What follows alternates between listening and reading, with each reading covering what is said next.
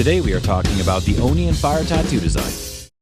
Welcome back. You might recognize this tattoo design from the Understanding Flow video, but in this video we get to go into much greater detail, so hit the subscribe button and let's get started. Our client would like an Oni, which is a creature from Japanese folklore surrounded by fire, and the tattoo will be a quarter sleeve, so we got a lot of room to work with.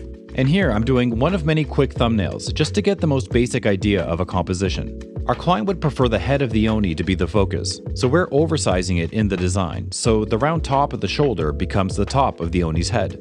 And our client would like lots of realistic detail and lighting, so the Oni has more of a modern anime look to it. When looking at the structure of the upper arm, there's not a lot to consider. Our design will want to suit this long and tall area, and our flow pattern might want to match the bend of the arm. The head of the Oni is this large static shape on the shoulder with no movement, so the fire that surrounds it will be our only source of flow, and there are lots of different ways to do this. When looking at flow lines for the arm, there's a huge number of options, so it's important to pick flow lines that best suit the behavior of what you're tattooing. If your content was water, it might want to flow towards the front of the arm in curling shapes, or if it was a tree, it might want to flow in a branching pattern as it moves across the arm. Everything sort of has a behavior. For our tattoo design, we'll have the fire moving towards the back of the arm, in these long shapes that suit the length of the upper arm. And our fire might even reach the top of the shoulder, moving in this direction. And the fire could also start in the direction of these forearm muscles. And this is just a really simple flow pattern that looks great from a distance, and I use it a lot in my tattoo designs. So let's take a look at some historical references for the Oni. Now these are open source images, mostly from museums, which are great references because they always include a lot of information about the artwork. But it's important to note that we will not be designing a traditional Oni. Instead, we'll be taking elements from Japanese references and including many of those details in our much more modern interpretation. And when looking at these references, it becomes clear that there's a lot of different ways that artists have depicted the Oni over the last 1,000 years. So I'm doing what I usually do when looking at a historical record. I'm trying to note the details that are consistent across the decades. A lot of things change, but a lot of things stay the same, and looking at what's consistent over time gives us a really good starting point for our design. A modern tattoo artist can dig deep into the historical record and then make informed choices based on solid research. You can then present that research to your client during their consultation so they can decide how authentic or how modern they want their design to be. And when a client comes in for their first consultation, they usually bring in some references to help explain what they're looking for.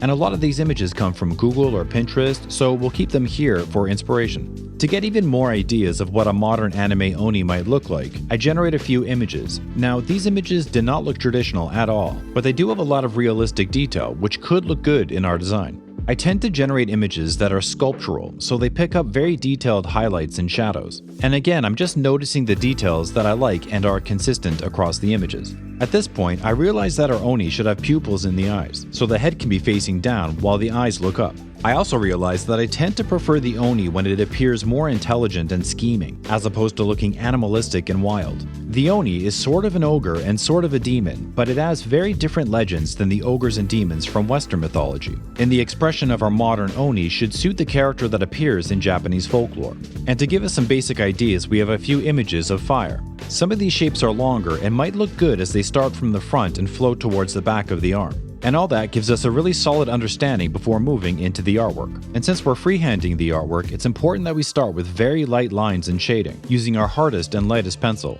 And once we have the entire structure developed, we can then go in with our softest and darkest pencil. One of the most common mistakes artists make when using pencils is they go way too dark too soon. What you really want is to make an extremely light sketch, and then make a slightly darker sketch on top until you get to your darkest blacks. In many ways, I treat freehand just like I treat overdrawing, and I treat overdrawing on paper just like I treat cleaning up a design on Procreate. In a way, it's all pretty much the same thing. You're taking a rough composition and then creating more refined detail layers on top of it. And it really doesn't matter if you're using pencils or a tablet. Because this client has requested their artwork in a more modern anime style, I decided that I would first complete the Oni in freehand, and after that element is done, I'll scan that into the computer where I can create the flowing fire shapes last. And in the final artwork, the fire element will be in negative space. I find that it's sometimes easier to add negative space elements after you've created the main artwork, as this gives you a lot more flexibility and freedom when you're trying out different ideas. And as I'm moving through this design, I have to fight the urge to go darker too soon with my pencils.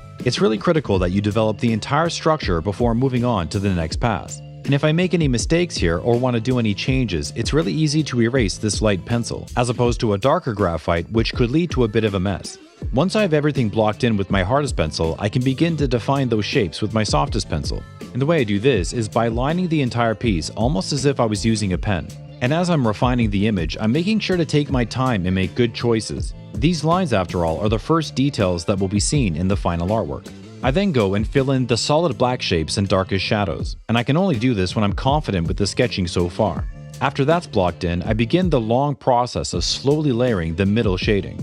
These are all the values that sit in the middle range, and they make up the majority of the sketch. And what makes this stage easier is the fact that we spent a lot of time in our initial light shading. Now we can just move through with confidence and finish one section at a time. We'll be relying on very small shapes of negative space to act as our highlights, and that means everything else has to be shaded, making about 90% of this character covered in graphite. Plus we'll need large shaded areas to act as a backdrop for the negative space fire in the next phase of the design. So things start off by looking a bit muddy, but eventually they'll feel a lot sharper.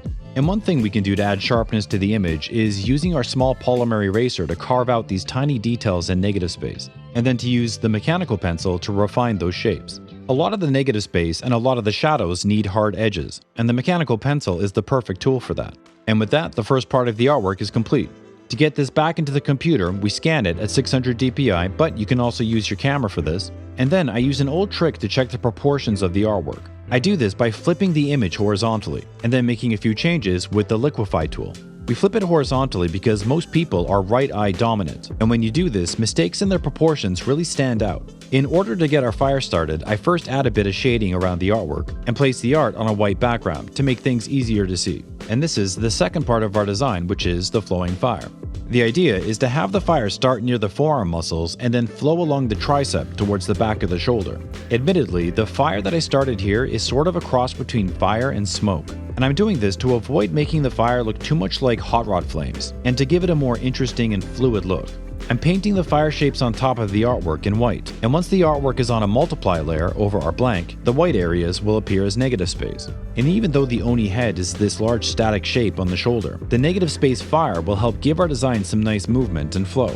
And I quickly make a version of the artwork that looks like it's wrapping around the shoulder to help the client visualize what this design might look like as a tattoo. We've come a long way from our first thumbnail sketch, and I'm fairly happy with the results, but there's still a few areas that need a little more work. I'll need to walk away from this piece and then pick it up again with fresh eyes to see what else I can change. But I'm glad we have a good starting point. And with that, we have the artwork and a big presentation to show our client during their next consultation. And that is the first draft of the Oni and Fire tattoo design.